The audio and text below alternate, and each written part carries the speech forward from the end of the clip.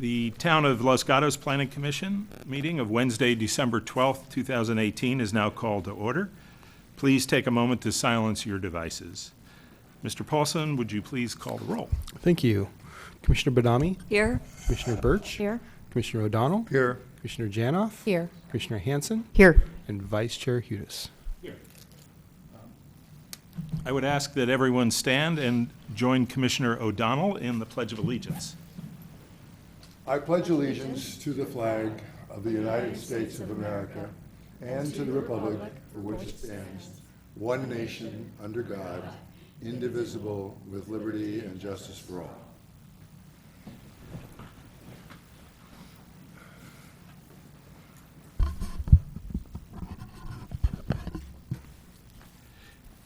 As the Planning Commission conducts this meeting this evening on behalf of the Town of Los Gatos and the residents, we encourage active participation, which is essential for democracy and critical to the work of the Planning Commission. That participation can occur through written comments about the agenda items submitted to the staff prior to a meeting, which are always helpful and welcome. And also during our meeting, there are two opportunities for members of the public to participate. A, during the verbal communications period, an individual may speak on any topic not on the agenda, and during the hearing on a specific agenda item, any member of the public may speak about that item that is on the agenda. If you wish to address the Commission tonight during the verbal communication period or during the consideration of an agenda item, please complete a speaker card. Located in the back of the benches where you're seated. Turn the card into a staff member and please print your name clearly. When you speak, I ask that you come up to the podium and adjust the microphone so that you are speaking directly into it. Please state your name and address for the record. In fairness to all who want to speak at this meeting, it is requested that you limit your comments to 3 minutes. In addition to their service on the Planning Commission, members of the Commission serve on several town committees. Are there any reports tonight? Commissioner Hanson. Commissioner Birch, Commissioner Janoff, and I all sit on the General Plan Update Advisory Committee, and we had our second meeting last night. It's very early in the process.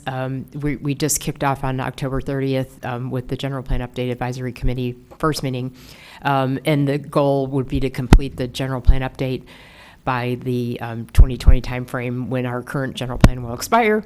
But this is a really important update because we're going for 20 years, not 10. So we're trying to plan for things that we may not even know about it in the next 20 years. And what we've been doing is working on identifying what are some issues that we need to address in that timeframe and what are opportunities that we have. And then the next step will be in the early part of the new year, we'll get from our consultants a background existing conditions report that'll kind of look at what the future is going to be like in the area and also in Los Gatos. So that's where we are. Thank you. Commissioner O'Donnell. We had a CDAC meeting today at 4:30. We discussed one property, which is a property across the street from the North 40. Which doesn't face onto the boulevard. It faces a side street. We had a good, long discussion on what was proposed, which was 2 floors of residence and 1 floor, actually what is a small office. And as you know, that is only to give thoughts and feedback on the rough proposal, because that's not final either. But I thought it was a successful meeting. So we'll see what happens. Great, thank you. Are there any matters that any commissioner wants to discuss before we launch into the meeting? Commissioner Birch. Actually, it was just a point to piggyback on what Commissioner Hanson had just said. We are starting the general plan and are actively looking for the town and anyone who likes to do business in the town's involvement. So if you're interested in how the town is going to continue to develop, we ask that you check the town's website. There's a consultant who's doing work, taking surveys, looking for information from people not just on the downtown, but all over town.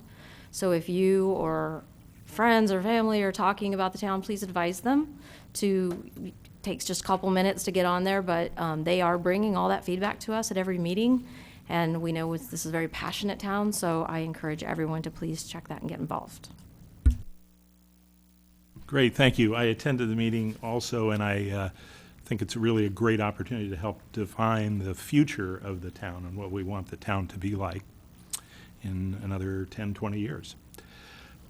So I'm going to move on to verbal communications. I don't have any cards for this, but I'm going to invite members of the public to address the commission on any issue that's not on the agenda of tonight's meeting. Does anyone wish to speak on something that's not on the agenda? Okay. None seen. So now we move on to the consent calendar. And we have 3 items of consent to be acted upon in a single motion. Before the Planning Commission acts on the consent calendar, any member of the public or the commission may request that any item be removed from the consent agenda. At the chair's discretion, items removed may be considered either before or after the public hearings portion of the agenda. So the 3 items are, number 1, approval of the minutes, November 14, 2018. Number 2, adoption of the 2019 Planning Commission meeting schedule. And number 3, 248 Jared Lane, architecture and site application S-16-054, where the staff and applicant request that the item be continued to the January 9, 2019 meeting to provide additional time for the preparation and review of revised materials. Is there any discussion? Anyone wish to pull? And do we have a motion on the consent item? Commissioner Badami. I move to approve the consent items number 1, number 2, and number 3. Do we have a second? Commissioner O'Donnell. Thank you. I will now call the question. In favor? Opposed? Motion passes 6-0 with unanimously. So now we move on to the items that are new public hearings, and we will move on to agenda item number 4, which is 11 Peralta Avenue, minor residential development application MR-18-008, requesting approval for construction of an addition to an existing second story of a pre-1941 single-family residence on property zoned R-18, APN 510-42073, property owner Wendy Fan Kandasamy and applicant Tony Jeans. I believe we have an item here that was just provided on this. Mr. Paulson, did you want to speak about this? Sure, thank you, and I will pass this out to the rest of the commission members. In the desk item, there was desk item or the addendum, I can't remember anymore. There was some conversation about the noticing. The town's noticing was accurate, but there was some inaccuracies in some information that the applicant had proposed and sent out to neighbors, as well as one of the signs on the site. So the gist of this letter is that if the commission believes that that caused undue confusion and would like to continue the item to January 9th, that they're willing to accept that. And just to be clear on this, the notice from the town, was that done properly? That was, yes. Okay. And the other question is the applicant, what's their opinion about a postponement? So the applicant is Mr. Jeans, who submitted the letter. So the appellant, I believe that was discussed with them, but you could confirm that. And it's not officially an appellant, but the neighbor with the objections. Okay. Yes, Commissioner Birch. And am I correct in reading this very quickly that it wasn't just the notice that they put out, the signage on the property also had the wrong date? So perhaps people that were outside of the notice area that just walked by would have seen the wrong date also? Yeah, it had the wrong date in one location and the right date in another. Commissioner O'Donnell? It seems to me the risk here is much more on the applicant than it is on us. If, in fact, subsequent to this hearing, someone raises the question they didn't know because they were essentially misled, even though inadvertently. If I were the applicant, I wouldn't want that to occur. So I guess the letter from Mr. Jeans is, if we think, and I guess I would defer before we make a decision, but I would defer to them and see if they don't think it should be continued so they don't run that risk. So that's a little unusual because I am asking for input from the applicant. Okay. So we would have to configure the hearing so that we heard from the applicant on that if we were to get a direct answer on that. Let me just see if there's any other comments. I don't think Yes, so. Mr. Schultz. So from a legal standpoint, yes, we have met all of our notice requirements as required under the government code, but certainly there could well be confusion out there, and I think the last thing the town wants is for people to show up on December 22nd thinking there was a hearing and no one to be here. Even though I think that's a Friday. Or a Saturday, but it still could be confusing. People might have just saw the 22nd and said, okay, I got plenty of time to look at this later and go on the website and not be there. So there certainly is the confusion.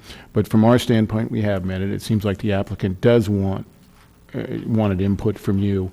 You could open up the public hearing just for that limited purpose, just to ask a couple of questions. You would be opening it up for anybody else for that limited purpose. If you decide to move forward, then they would have the opportunity to present their project. Yes, Commissioner Ojon. Just one more comment before we perhaps open it up. As you know, I practiced law for a long time, and this is the kind of thing that if I were the applicant, I would not want to go forward. It would be a great waste of effort if it comes up again. So no matter what the applicant says, we may decide to the contrary, but I would nevertheless invite opening to get comment from the applicant and whoever else wants to comment on that. Okay. Any other comments? Commissioner Hanson? I would have real concerns if anybody was misled by this, because you always want to have the maximum amount of public input. So if there's any possibility that anyone that walked by and saw the wrong date, and saw that and thought that they didn't need to make comments until December 22nd, I would hate to miss that. So I would be in favor of the postponement, but I'm willing to hear what the applicant says. Okay. Commissioner Birch? Yeah, I agree with Commissioner Hanson, especially once I realized it was in two spots, not just the things that were mailed out, but the signage. I know a lot of people walk by and look at that, and if it was confusing, I could see us having a number of upset residents. I would be okay with postponing. Okay, so I'm going to exercise discretion of the chair and open the hearing for limited response from the applicant. And so if the applicant would like to respond, in the letter that we received, it says, accordingly, if the commission and legal counsel feel that the public was not sufficiently informed as to this hearing, I would accept a postponement of the hearing to January 9. Could you give us a response to that offer and whether you would be agreeable to that? You can go ahead and step up and state your name, please. So I'm Tony Jeans. That was the letter that I wrote. Like I said, I made a mistake writing a note for my assistant who misread my 12 for 22 and sent out a wrong letter to 66 neighbors. 2 days later, we sent out a corrected letter with it in red saying, hey, it's the 12th. A couple of people we sent emails to instead of letters, but pretty much the same people were all notified. The notice on the street, again, prepared by my assistant, had the 22nd in 2 locations. I asked her to change it, and she saw the one at the top, the 12th, changed it correctly, and left the one in the middle. I don't want there to be any confusion. I don't want anyone to come up and say, I saw that, I didn't have an opportunity, and therefore appeal it to the town council, because I don't see that they would have another option. So my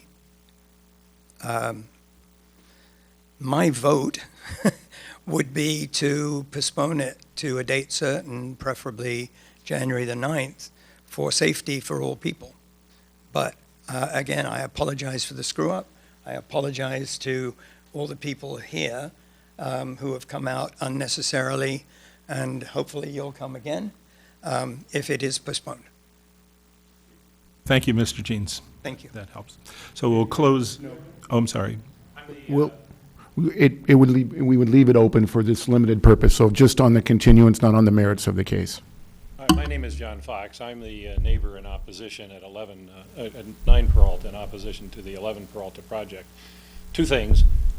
One, I put in your desk item yesterday, I believe it was, a letter in which there was actual confusion by a neighbor outside the notice area who questioned me in my yard on Sunday afternoon about which date was operative.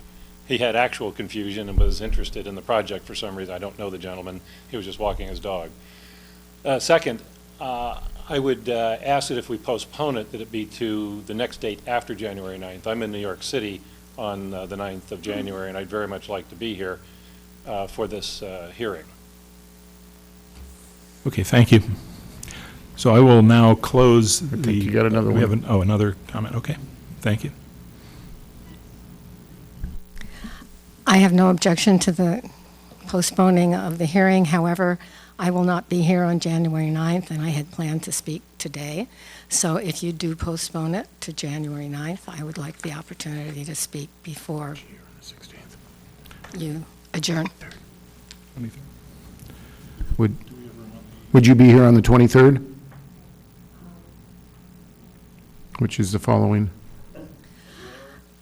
Is Of January, it's questionable. I may not be back until the 25th. Thank you. May I ask Mr. Fox and Mr. Jeans to respond to the possibility of the 9th and the 23rd, please? I think we've heard from Mr. Fox that the 9th wouldn't work, the 23rd Correct. would. So we can hear from the applicant. 23rd is acceptable. Okay. Thank you. Now I will close the public portion of the public hearing. And so, Commissioner O'Donnell. If the chair would entertain it, I would like to make a motion that we continue the matter until the 23rd of January for the reasons we have previously discussed, and with the consent of the applicant, and also taking into account those who have appeared, except for the one person, which apparently will have a difficulty, but, okay, well, we can't, nonetheless, it seems to me our choice is the 9th or the 23rd. And I've not found out whether the 9th is even available, but I know that Mr. Fox is right next door. I don't know where everybody else is. Okay. I guess the problem is, I think we have a choice between the 9th and the 23rd. I don't think we should postpone it till February or something like that. So I would like to hear what my fellow commissioners say, but my motion would be that we continue it to the 23rd. Okay, thank you. Do we have a second? Commissioner Badami? I would second it to the 23rd, with just mentioning that for those that may be out of town, that they provide written comments, because with your written comments, you can certainly provide more than 3 minutes worth of verbal testimony than if you were to be here. Right, thank you. And I just wanted to clarify for Mr. Schultz that we will be able to accept written comments up until the night of the continuance. Yes, correct. Very good. So I think that's a great suggestion, and we're happy to take that. Since it's a continuance, it is not renoticed in the same way that the original is, but it's continued. What we will do is ask the applicant to modify the property signs to reflect the new date. Okay. So let's vote on this now. Can we call the question, please? All in favor? Aye. Okay. Opposed? Passes unanimously, 6-0. Okay, thank you very much for your patience with the rescheduling. We appreciate that, and I think that we're ready to move on to the next item. The next item is item 5, Item 5 is 14320 Arnrich Road, architecture and site application S-18-010, conditional use permit U-18-007, requesting approval for demolition of an existing single-family residence, construction of a new single-family residence, removal of large protected trees, and approval of a conditional use permit for agricultural farming activities greater than 3,000 square feet on property zoned HR 20, APN 537-11-034, property owner Philip and Shoshana Oriner, and applicant Gary Colsat. Project planner is Jocelyn Schupman. May I have a show of hands from the commissioners who visited the property under consideration? Okay. Are there any disclosures regarding those visits? I have one disclosure. Actually, I do not. Thank you. It was on the other item. Okay, so we're ready for a staff report. Ms. Schupman, I understand you'll be giving the staff report this evening. Good evening. Thank you, Vice Chair. The subject property is located on the south side of Arnrich Road, and it's developed with an existing single-family residence currently. The 16.31 acre parcel is surrounded by single-family homes and county land to the west. The project is being considered by the Planning Commission because the proposed residence would exceed 5,000 square feet in gross floor area, and approval of the conditional use permit for agricultural farming activities over 3,000 square feet. In addition, the project is also requesting the following exceptions to the hillside development standards and guidelines, which include grading exceeding the maximum allowable cut and fill depths and driveway slopes in excess of 15%. The proposed residence at 5,216 square feet of countable floor area would be the second largest home in the immediate neighborhood. A 1,152 square foot detached barn is also proposed and related to the farm and farm-related tasks. A 484 square foot detached garage is also proposed at the entrance of the property to serve as a garage for a future accessory dwelling unit. A loop driveway is proposed to extend from the existing driveway up the property to the location for the proposed residence and detached barn, traversing back down the property along an existing fire road to Arnrich Road. The staff report provides a summary of the review by the town's consulting architect, who had no recommendations for changes to the project, in addition to review by the town's consulting arborist, with 13 trees proposed to be removed based on the improvements.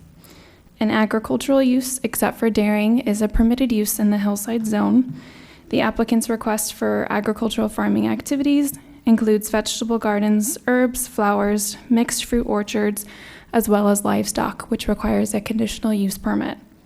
A detailed discussion of the applicant's proposed farming technique is discussed in the staff report, as well as Exhibits 7 and 8. An addendum report has been distributed to the Commission, which provides a project information sheet provided by the Parks and Public Works Department. Based on the analysis provided in the staff report, staff recommends approval of the architecture and site application and conditional use permit application subject to the conditions included in Exhibit 4. This completes staff's presentation, and we are available along with Parks and Public Works staff for questions. Thank you, Ms. Schupman. Are there any questions of staff from the commissioners? Commissioner Hanson. I did have a question. It was because we haven't heard an application about farming with this level of detail for CUP. The exception is for dairying. What is the definition of dairying in our code? So dairying is not permitted under the agricultural use in the hillside zone. The farming, which they're proposing, the herbs, the gardens, and the small livestock is allowed. Let me see if we have a definition for dairying. I had a specific reason for asking because in the applicant's own presentation, they talked about having 15 goats and doing milk. And so I thought that sounded like dairying to me, but I don't know what it means. Maybe it's if you don't sell it or, so that's what I was, that's the answer I was looking for is, you know.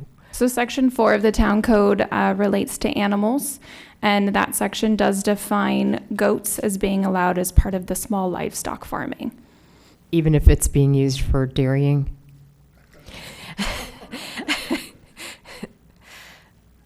Looks like we might need a little research time Okay, on that I question. can wait for an answer. While we're waiting for that, I had another question, if I may, for staff.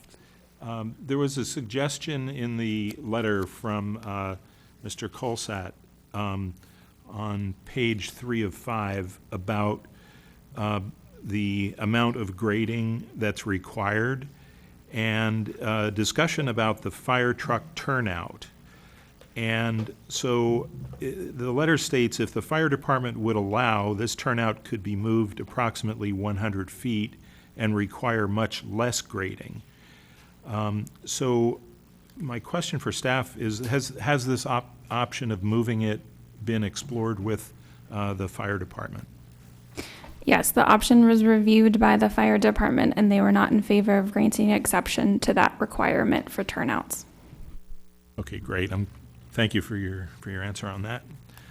Okay. I think we can probably wait for the answer on dairying if that still needs some more research.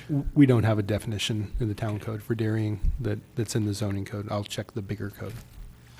Okay. All right then, so let's move on to the public portion of the public hearing. Yes. I'd like to ask a question of council and staff. If the goats are permitted use, why are we worrying about dairying? I don't know what a dairying applies to, and apparently you guys don't either at the moment, but we're not talking about cows, we're talking about, which you just told us, I think, wasn't included in a permitted use. So I'm not sure what the pending question is. It's all very interesting to know what dairying is, but if it has nothing to do with tonight, I'm not sure we have to sit around and wait. Does staff want to respond to that? The person of the question, we would, if there's no definition in our code for dairying, we would go and look at our common law definition of that for framing, but I don't know how it pertains to this permit either. Okay, all I'm saying is if it doesn't pertain to the permit, I don't think we should, okay. I guess I'm really asking you, if it's a permitted use, then we don't have to worry about whether it's dairying, because it's not. It's a permitted use after the code said dairying is not a permitted use. You can't have it both ways, in my simple mind anyway. So I think the answer to all of this may require a little more research. I suggest that we table that topic until we get to the discussion portion of our agenda. And if it becomes relevant based on staff's answer to the question, then we can take it up at that time, if that's okay. All right, so I'd like to move on to the public portion of the public hearing and give the applicant an opportunity to address the commission for up to 10 minutes. And I have card. First one is Mr. Philip O'Reiner, is that correct? Have I pronounced that name correctly? That's correct. Okay, thank you. Could you just give your address, please, and then go ahead and get started with your presentation. You have 10 minutes. Sure. My name is Rabbi Philip O'Reiner. I cordially invite anyone to ask me about dairying when we reach that part. Be happy to help out a little bit there. As I said, my name is Rabbi Philip O'Reiner. It's my pleasure to introduce my wife, Rabbi Shoshana O'Reiner. It's important to note that our kids begged us to be here tonight to present our family's dream to you. It's a bit past their bedtime, so Grandpa's hopefully holding down the fort with them. For over 15 years, it's been our dream to embark on a journey as a family in elevating our highest value to the forefront of our life and work. After a meaningful decade of communal service through the rabbinate, being a rabbi, we decided as a family to embark upon building Ma'alot Farms.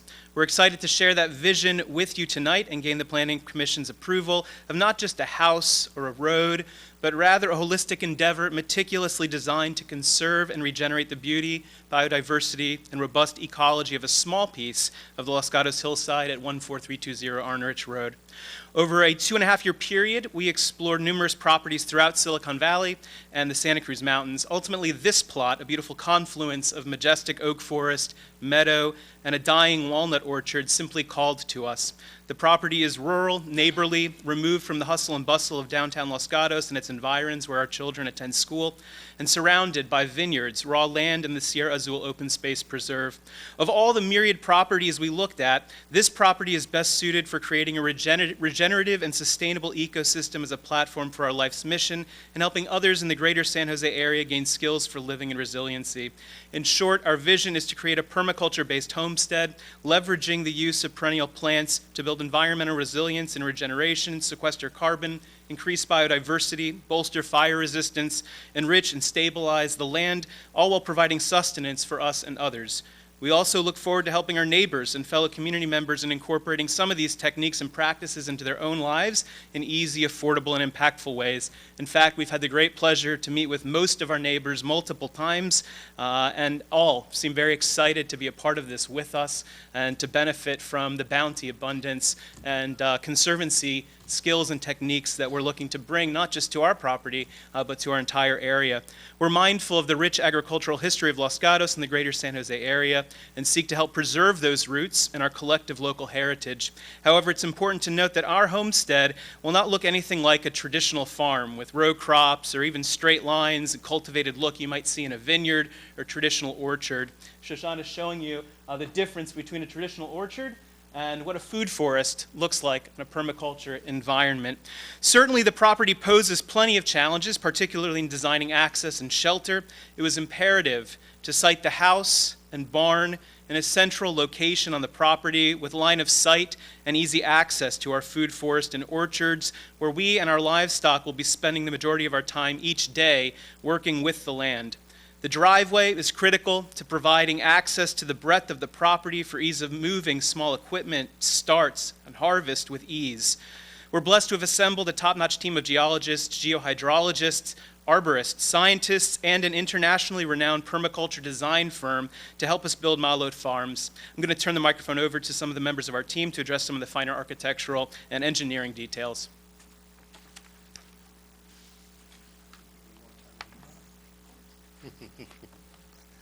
Thank you, Philip. Very articulate. I'm not quite so. You know me, I'm Gary Colsett, the architect for this project. And we also have Amanda, who's our civil engineer, if you have any technical questions on grading or drainage or anything like that. For sure, it's an understatement to say that this is a challenging property. It's one of the most challenging properties I've ever worked on. Mostly due to the site, but also several other constraints. As we tried to explain with our exhibits, there are 2 trace faults that have been found, crossing about midway through the property, and they follow the contour of the property. There's also a large swath of a potential landslide that runs down the better half of the western part of the property, from top to bottom.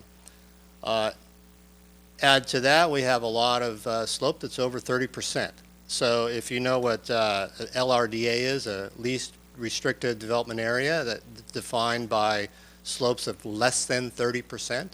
And so taking all those things into consideration, we had very few places to locate the house. And unfortunately, where I wanted to locate the house was on a flatter portion right on top of the faults.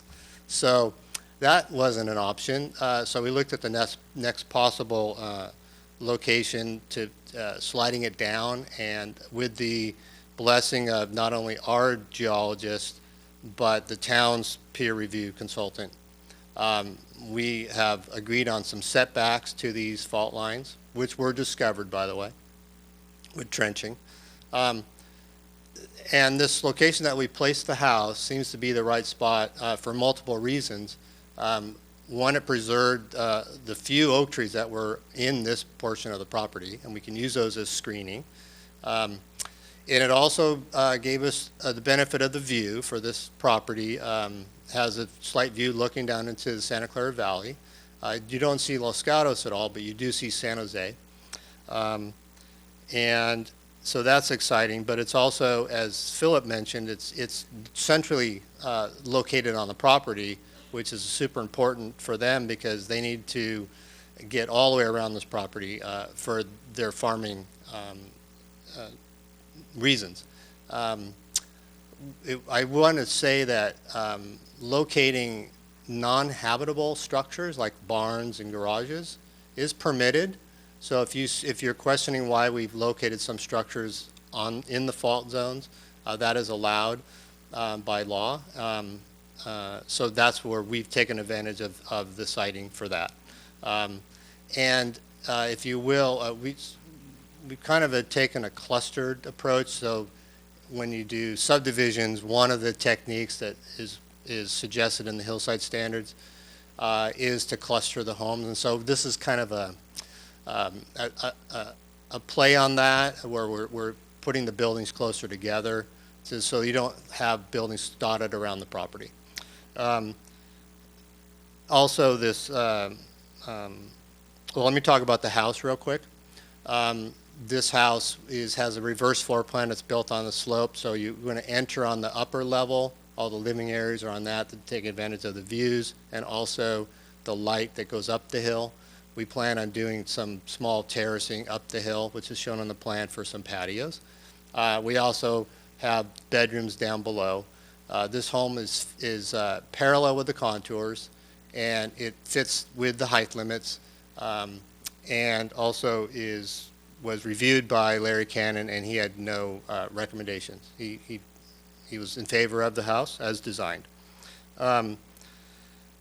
The story poles, if you notice, kind of illustrate how small the house looks on this property. It's a large property, and the house is at close to the limit of our 5,400 square feet, or 5,000 minus the garage.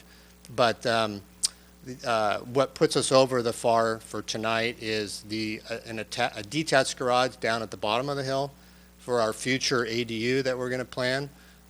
We needed approval from you, planning commissioners, to get the extra square footage for that.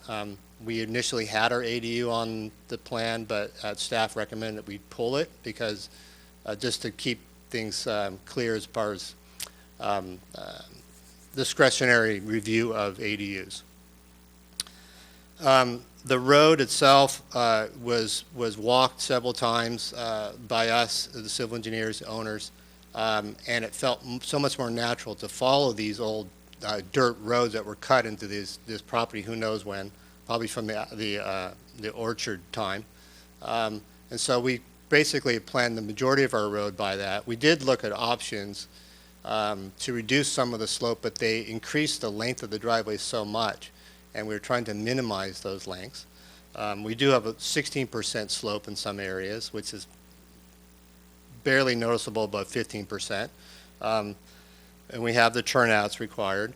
This loop does facilitate access throughout the property. And I just wanted to talk one more thing about the barn, that we were questioned about alternate locations for the barn, and we explored some of those. This one works, as I put in my letter, for several reasons, but the one most important reason is that this will be housing the goats, and the goats will be grazing in the pasture, which is the oak forests. And if we locate this barn anywhere else on the other side of the house, down the road, they'll have to cross roads, and it's not as easy to let them out into pasture. So there's many reasons why we have the barn where we have it, not to mention the vertical separation and the distance it would take to get to this barn. Thank you. Thank you, Mr. Colsatt. Are there any questions from the commission for Mr. Colsatt or Mr. O'Reiner? Commissioner Janoff. Yeah, thank you. Question about the loop driveway. Do you know what percentage of the driveway exceeds the 15% slope limit? We have a highlighted map that shows, well, I can show you graphically. I don't know what the length of it, how much the percentage of it is. That'd be great. I will try to get it to fit.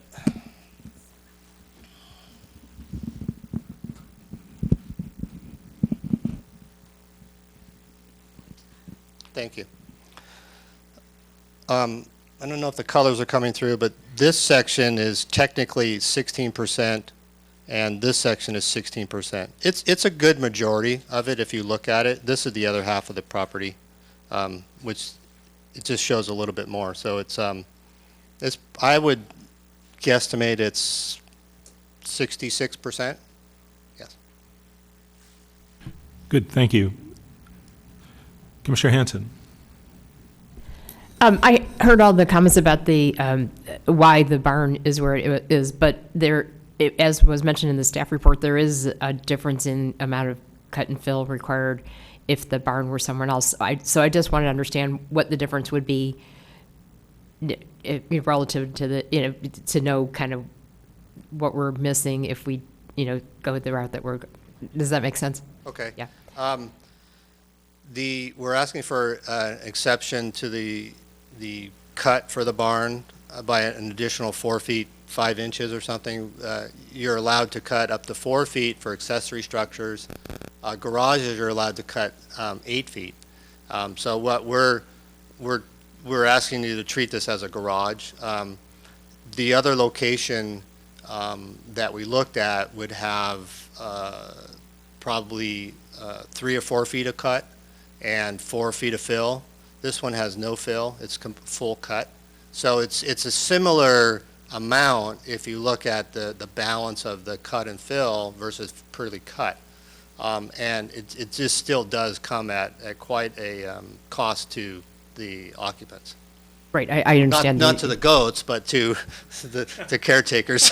Right. Yeah, it was clear, that they would have to walk further and all that stuff. But so what you're saying is that the balance of cut and fill, the amount of dirt that would be being moved wouldn't be that different. It just might be that there would be less cut. The overall earthwork would be similar. Yeah. It's just a matter of that we're asking for more in one of the two, the cut instead of the cut and the fill. Okay. So, And then I had one question about the retention pond. I was just curious, I understand the benefit, environmental benefit of it, but I was curious with the retention pond and standing water, with all the issues we have, what happens with mosquitoes? Because it's a big issue in Santa Clara County, standing water. So. Yeah, the way these retention ponds work in a permaculture environment is using biology and ecology to minimize any kind of invasive species. Essentially what you do is you use tractors to bring biodiversity. When you have open cisterns without plant life around it, that's when you wind up with a problem of one species over another. But the cistern, along with every other aspect of the project, is meant to bring ecologic balance. And that's what we'll be seeking to do at the cistern, and mitigate whatever overabundance of one species we have by ensuring we have the right plant-based species to bring their predators. So basically what you're saying is because you're planting all around the retention pond, that will mitigate the attraction of mosquitoes to the area. That's how it works, but you have to observe, and it takes give and take with it, but yes. Okay. Thank you. Other questions? Okay, I have a question relating to the consulting architect's report on page 3. And this is the house design with regard to the grade. And he says that the house does not step with the grade as called for in the town's hillside development standards and guidelines. However, I believe the deep porch elements on the downhill side of the house and materials which should blend the home into the hillside would achieve the objective of those guidelines. I just wonder whether you considered a design that would step with the hillside as specifically spelled out in the guidelines. We looked at that, but what we did is we chose to narrow the house, so to minimize the overall impact on the hill. It's cut in, so it's got the basement on the bottom part behind, half of the basement, half the lower floor is basement. The upper hill is the upper part of the property is cut back a little bit. It doesn't step 100%, but we're using basements to accomplish that. If you didn't have the basement, it would essentially step to the terrain. Okay, thank you. No other questions. I had one other one, which is about the viewing platforms. In our hillside design guidelines, there's a requirement of the way the structure presents itself to the viewing platforms. You said that this has a view of San Jose, so does that mean that it's not visible from any of the Los Gatos viewing platforms, and it would therefore only be visible from San Jose? That's exactly correct. Yes. You Okay. cannot see Los Gatos at all. Okay. Not even the viewing platforms especially, but you can't even see any portion of the town. Okay, and we have no purview over San Jose, so, okay. Any other questions? Okay, so, No one wants to know about Darien? thank you. You will have another opportunity if you'd like. We'll now invite comments from members of the public. If you haven't turned in a speaker card, go ahead and do so. I don't have any. I just have the applicant and his architect. So if no one from the public would like to speak on this, then we have an additional 5 minutes for the applicant, if there's anything you'd like to add or address that may have come up.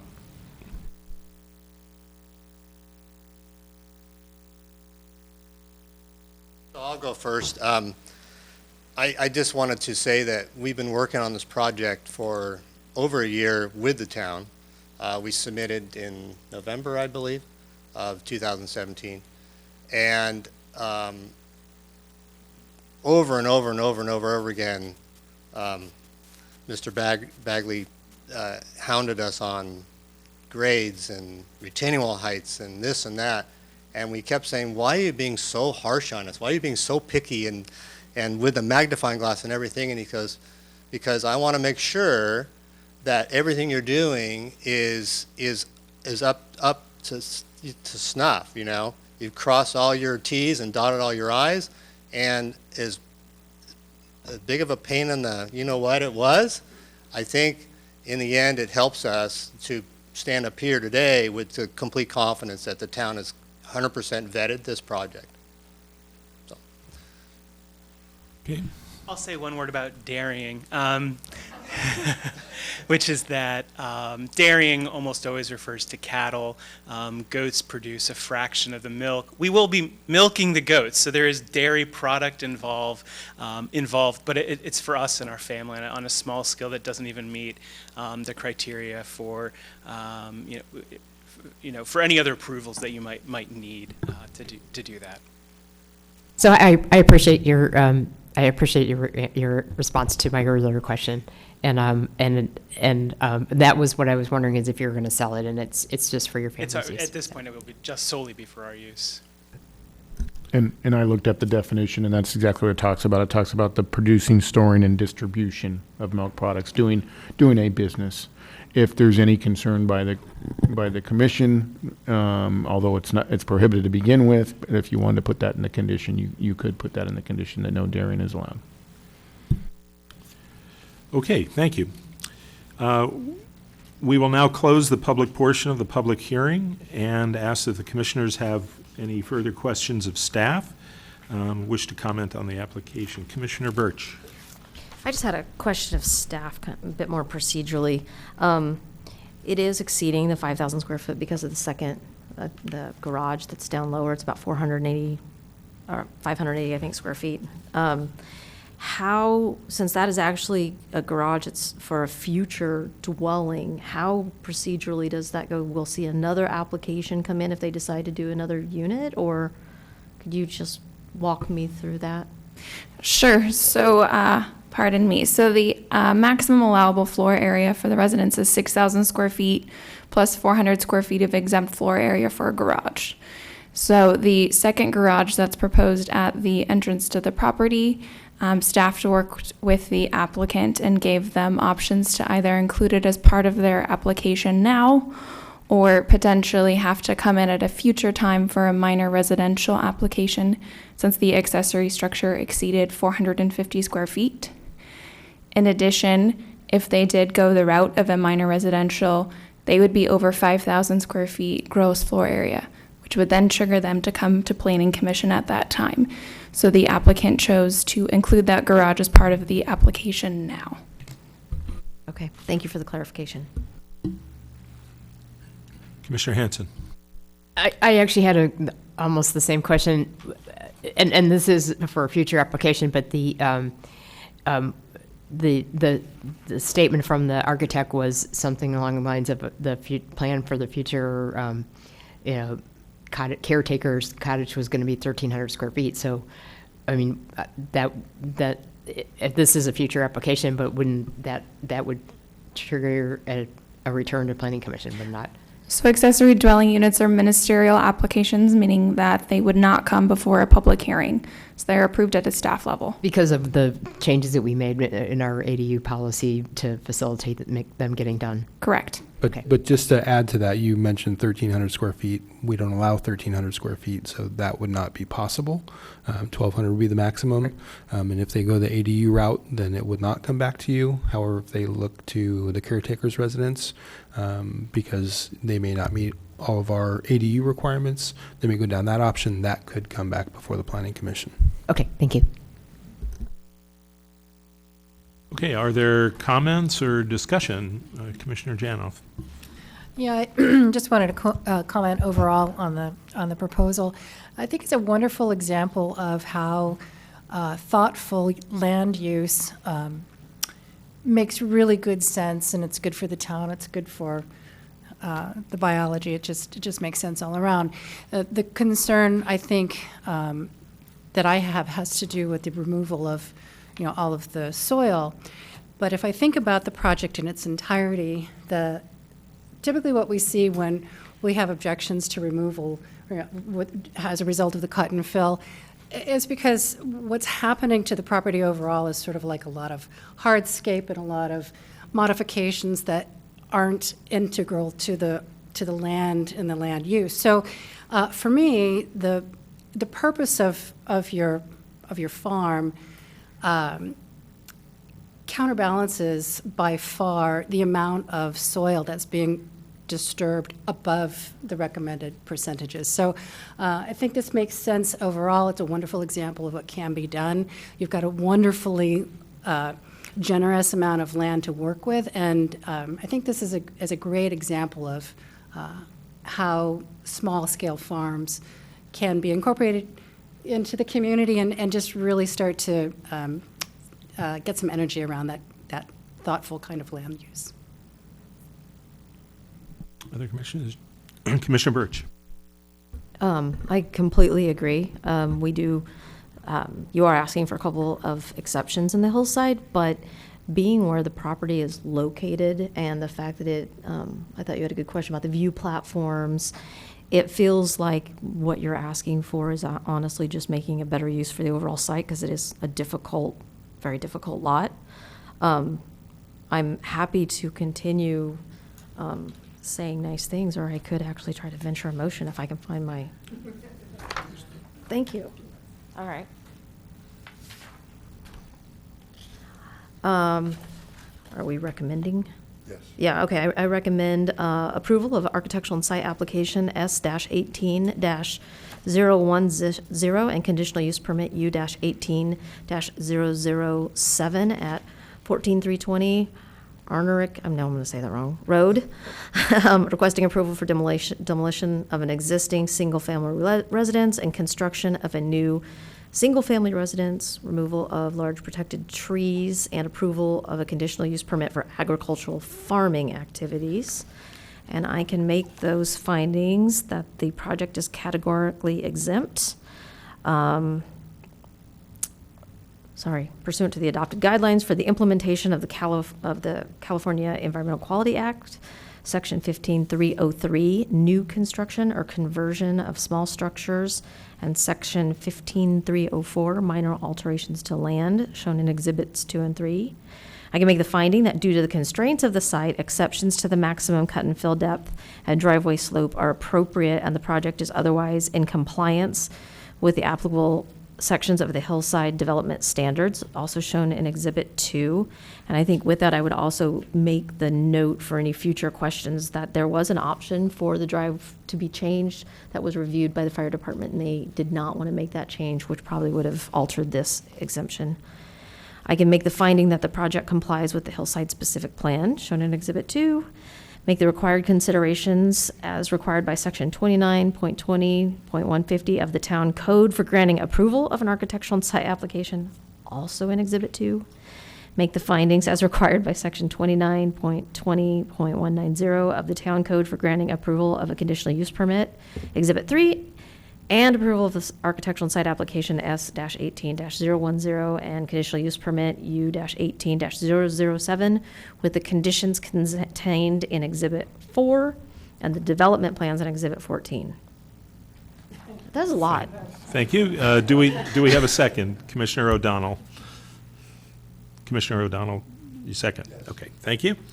Is there any more discussion that anyone would like to have before we call the question? Okay, so I will call the question. All in favor? Aye. Passes, there are no no's, then passes unanimously 6-0. Thank you. And Mr. Paulson, are there appeal rights regarding this item? There are appeal rights. Anyone who's not satisfied with the decision of the Planning Commission can appeal that decision to the Town Council. Forms are available in the clerk's office. There's a fee for filing the appeal, and the appeal must be filed within 10 days. Okay, thank you.